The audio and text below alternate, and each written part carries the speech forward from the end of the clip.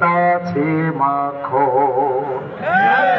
আরে সেই মাখন খাইলে পরে ভবে, সেই মাখন খাইলে পরে ভবে ক্ষুধা তৃষ্ণা লাগে না। লোহারে বা নাইলারে কাঞ্চা সোনা। আছে না? গানটা কত সুন্দর, কিন্তু কত বড় কুফরি কথা বলেছে জানেন?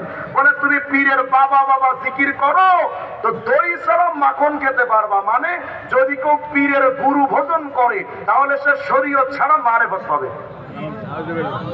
আসতে পেরে নাউজুবিল্লাহ। আচ্ছা বলেন তো শরীয়ত ছাড়া মারেফত হয়? এটা ওদের গানের মধ্যেই প্রমাণ আছে।